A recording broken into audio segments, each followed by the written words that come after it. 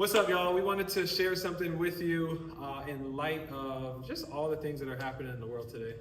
Yeah, and truth be told, with everything going on nowadays, I believe, especially in social media, this probably will be the most valuable video you'll watch this year.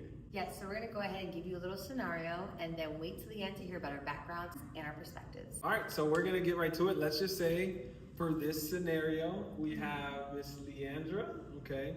Okay, can we just get there? Can we just Yeah, let's just go right Okay, to we're it. just so we're gonna talk about it, right? Obviously, if you have eyes, you can see that Leandra has a little bit fairer skin than I do, right? So let's just say that Leandra would represent the white community. What would we call it? Leandra represents white America, okay? I am a black American, or what we call African American, okay? And then Daniel's gonna represent white America as well. We have some fun with that one, but let's just say, for example, that Miss Leandra has done something extremely wrong. She has treated me very poorly.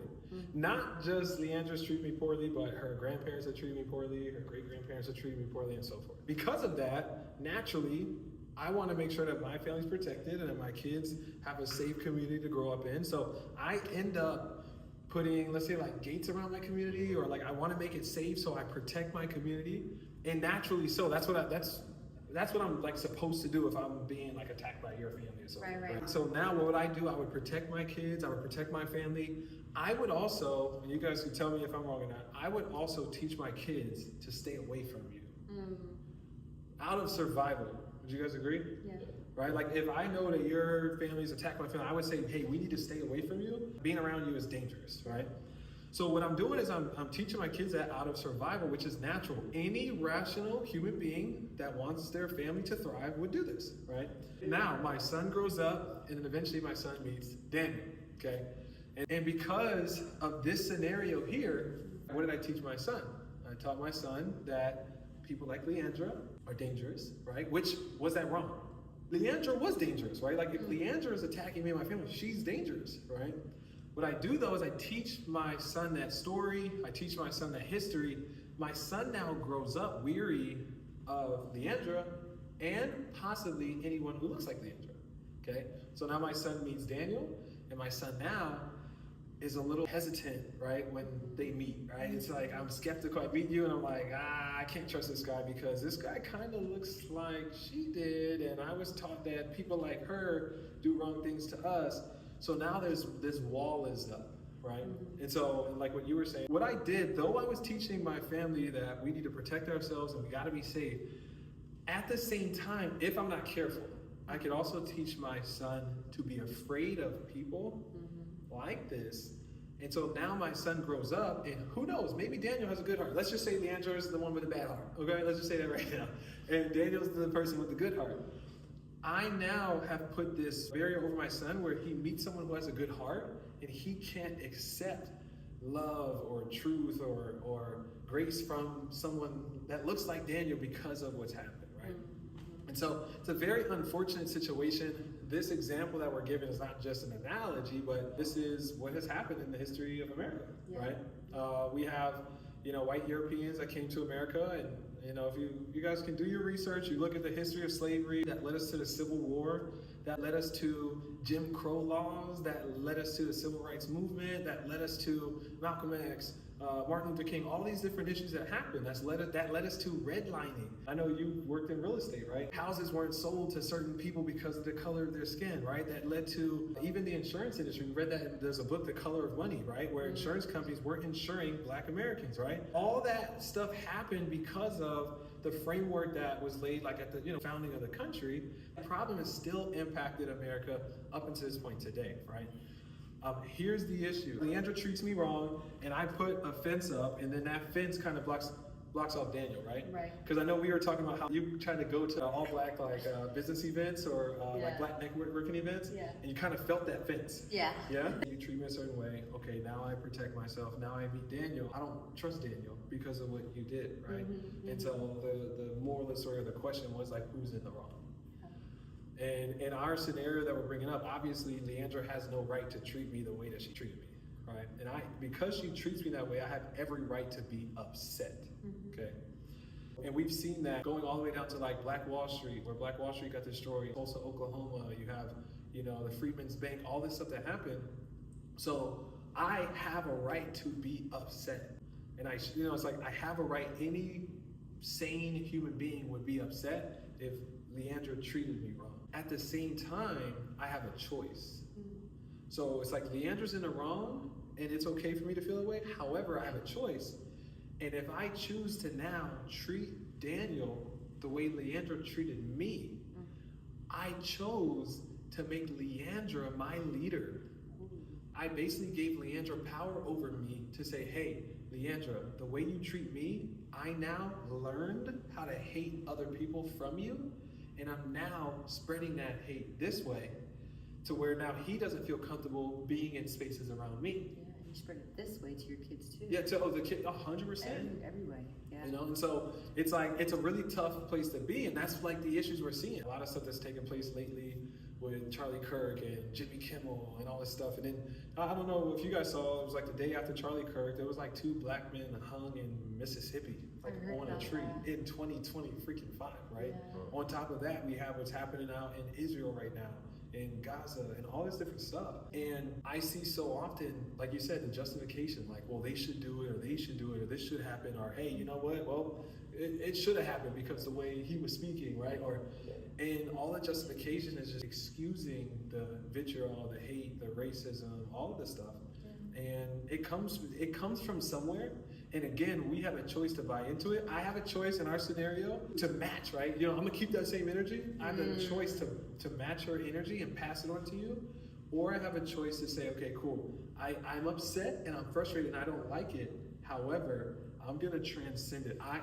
Whenever people are treated wrong, the person treated wrong is one that has the power. Because the person who's treated wrong has a choice to be able to rise above that moment, right? To offer grace, mercy, love, all the different stuff. And it's the hardest thing to do because what do I look like offering you grace when you treated me wrong, right? Yeah, I'm gonna hit you back. Yeah, and it's like, that's ridiculous. At the end of the day, the challenge is, in this scenario, you did me wrong in America. But to be honest, for those of you guys that are watching that are African American, she did me wrong, and this is the part that people don't want to hear, and she did something that I was already doing years before, right? Because going back to the history of the world, like I said, black people were enslaving each other before she even came into the picture. In this example, she was the Ray Kroc to my McDonald's. Oh. I know it sounds crazy, but I was doing something in Africa, and then she came and revolutionized it and innovated it and took it to the next level. It's called slavery, and it institutionalized it and systemized it, and it grew, transatlantic slave route and all that stuff. At the end of the day, the reason why I'm saying it, does that make it okay for her? No. And our black people as well, we have done things wrong to our own people. So who's right? Who's wrong? Both have wrong. We all have wrong. Even like you said, your family, I'm sure kids aren't perfect. I'm sure kids aren't perfect, right? But I'm sure there's a lot of good too. I'm standing next to a good brother here, right? And so every background, every race, every political party, every country has people that have done things right and has people that have done things wrong. Yeah. In that scenario, what I'm doing is I'm generalizing. I'm saying because you're like that, everyone that looks like you is like that. And if you have the nerve to generalize with anything, whether it be the way you look, oh, well, because you come from this city, I'm gonna treat you different. I told Adriana, the thing I don't like is if I see someone who's black, I get more excited to see them than I am to see you just because we're black. I should get excited to see you based on your character, not because you look like me. You know what I'm saying? Yeah. And we do that, like in all of our communities. My wife is, she's Latino and black, and it's like, okay, if I'm from Mexico, you're from, I get it. It's like you said, it's comfortable, and it's like, hey, it reminds me of home. That's great. And I have met people that look like me that are amazing people I want to be around. I met some people that look like me that I do not freaking want to be around. You know what I'm saying? So it allows me to look at people from an objective lens and say, let me look past this surface level. It's easy. You know what? It's an excuse and it's easy to judge people on what I see. Let me look past surface level and actually get to know this person. And I realize the content of their heart is much deeper than the color of their skin, right? And so, With that being said, any how you guys feeling? Any last? You mind sharing real quick? Like, what was your like you've seen part? like a black restaurant or like a all black business event. How has that felt going to? Yeah, so being an entrepreneur, you want to go out there, you want to put yourself out there, you want to network, right? And so around like June 19th, Juneteenth came up. And so there was a lot of events going on, and of course I wanted to partake. However, I felt as if I couldn't go just because, the history of Juneteenth and, my fair skin. And I'm just like, can I go? Am I going to be shunned? Am I going to look like, hey, what is she doing here? Like, it's a black business owned event. And I don't know. So I just was like, okay, I'm just going to leave it there. And then I even asked Greg, I'm like, can I go? He's like, why not? I'm like, well, what do you mean? Can I? So I've had situations like that, and there's like being in the DMV area, there's a lot of events that are like black business owners, and I'm like, I can help you. Can I come? So that has kind of been my experience. Grew up in Montgomery County, we're very diverse, right? And so in my high school, there's groups of everybody, and I'm friends with everybody, right? And so there is these shoes that I really, really liked, and I don't even know that much about shoes, but back then I was like, oh my God, those are so nice. And they were called the Aqua 8s, the Jordan Aqua 8s, and I loved them, and I had them on. And as I'm walking and having them on, people are starting to turn their heads. I'm like, maybe they like my shoes. And then I would hear some whispers like, is she trying to be a waker? Can I? I'm like, I was like, what is that? What does that even mean? And that's like a white person trying to act black. And I'm like, how can someone act a color? So I did not wear those shoes anymore because I just felt like people thought that I was trying to be someone that I'm not. And I just liked the pair of shoes. That's all they were to me. So never again. And so I had related to that because growing up, I was told I talk white. And it became this thing that if I'm articulate, I'm too white. If I'm athletic, I'm too black. Right? Being that my dad is black, Memphis, Tennessee. My mom's more fair skinned. Her family is black. Like she has some Iroquois, like Native American, and then also some Irish. So even like I used to have this joke where it was like my family owned my family, like because I'm kind of from like I have both. Right? But recently I started to realize, oh wait, even the black side of my family owned the black side of my family because slavery did start in Mesopotamia.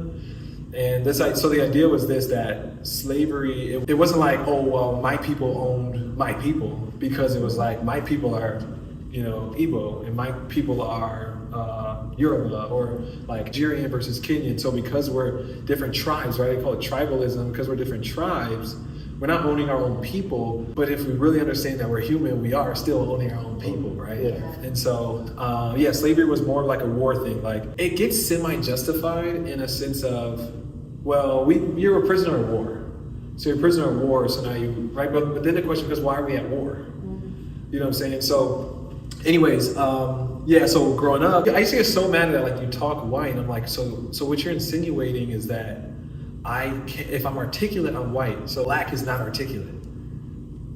So that means I have to talk like poorly in order to be able to be a real black person type of thing, right? So anyways, all of this stuff, obviously as kids, we don't know what's going on, but as we grow, we realize all this stuff has happened because of this situation we're talking about, where, okay, Leandra's family does me wrong. Okay, now I treat Daniel. So the story that we're sharing, Leandra was Daniel in that story, like in a real life story. Leandra was Daniel because Leandra got impacted by what happened to the black community. Now she's kind of pushing her off, right? Yeah. And some people use that word as like backlash discrimination. You've heard that before? Or like, what's this thing called? Like DEI, the idea is because we didn't have access, which is true, we didn't have access. So now we have to create programs that get us access. But if we create programs that get us access because we're black, then you have a guy like Charlie Kirk who says what? Because of DEI, if I have a black pilot, I'm gonna ask, is this pilot qualified? The reason I'm asking, is he qualified? Not I think black people are underqualified, but the DEI program put him in there. Now I got a question, is he qualified? Not because of him, but because of the program, right? The issue is the program was kind of needed. You know what I'm saying? Like, because of all this different stuff. So anyways, the issue becomes, who was at fault? right? That was the question. It was like, who is at fault? And in this scenario, obviously, the fault started with you. Why you treat me like that? Right? Okay. Like that's how That's for the shoes. No, not the Why not the the shoes. shoes? Another example was fast forward now I'm an adult, and our mentors had said, hey, read this book. You got to read this book. It's called Think and Grow Rich, but you need to read this specific version. It's Think and Grow Rich, A Black Choice.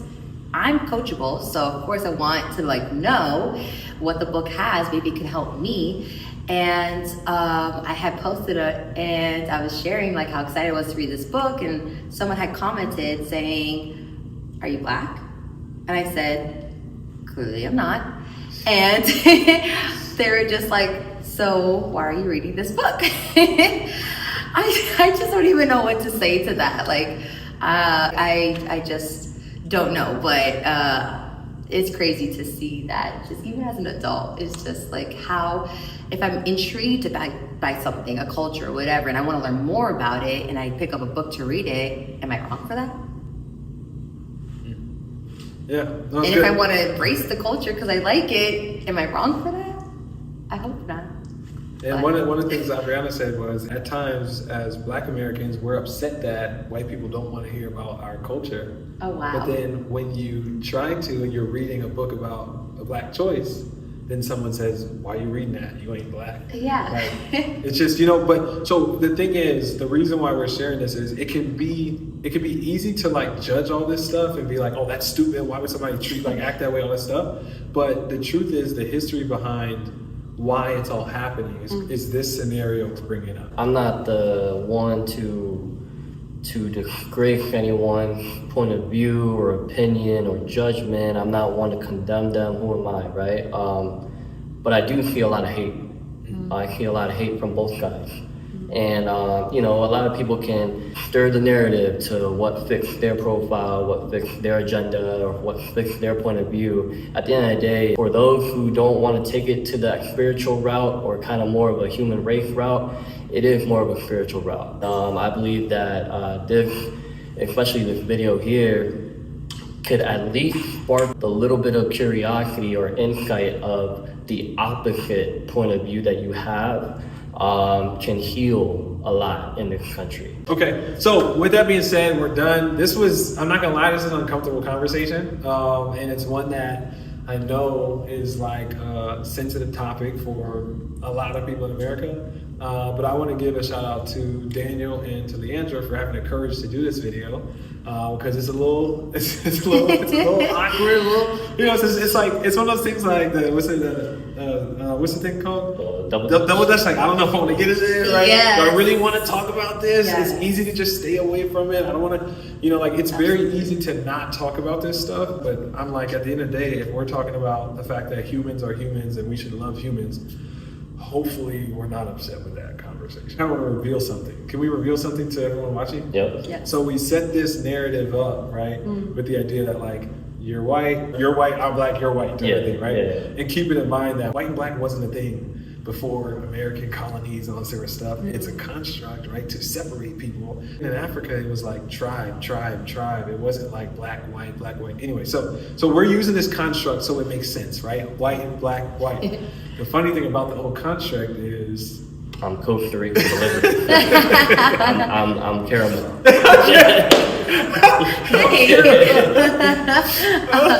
And I'm first generation born American. I'm half Portuguese and I'm half Italian, and I'm olive. Olive. Skin tone. Hey, you know who else is Olive? With that being said, we're done. We're out of here. We can breathe. If you guys would like to follow us, myself, you can follow me at I am Greg Brown. You can go ahead and follow me at Daniel Alvarez Jordan. This is huge, y'all. I think if anything, the conversations that we're having, whether it just be with a group of us, or it be into a college campus, or it be at church, or it be at the workplace, right? If they allow it. But it's important because I heard a quote recently: once people stop talking, is when things start turning for the worse. And I think it's important that conversation must be had no matter how uncomfortable it may be. And so because that open for dialogue, it's open for agreement. Mm-hmm. And so it agrees agreement with at some capacity or some level, but if that stops, Yeah. then we all have our own assumptions and we just leave it at that. That's good. That's good. And to piggyback off that, like even having those important conversations, like with loved ones, with family members, you know, it can be super uncomfortable. But it's like, where does the trauma come from? You know, I have to have been hurt, or I have to have learned it from somebody else in order for me to even treat him that way. So having those conversations at home are super essential, because it's like, where did I learn this from? My parents maybe have taught it to me. So it's like, what had happened in your life that made you think this way about this group, this thing, this whatever? And how can we break that apart? Because what we should be seeking is the truth. And the truth will always stand tall. And if you're offended by the truth, and that's more of a you than the person saying the truth, right? So definitely follow us for more. You can follow me at Leandra Giacalone _ and stay tuned for the next one. Man, I'm sorry, but like what she just said, we didn't talk about this, but it's Yeah. like people that were in England that left England to come to America were being oppressed for their freedom of religion and all that type of stuff. So they were hurt and they left and they came here and then they hurt someone else. And then, Comes from somewhere. yeah. Comes from somewhere. This is good. This is good. This is good. How do y'all feel? Good, I feel good. Yeah. I mean, good.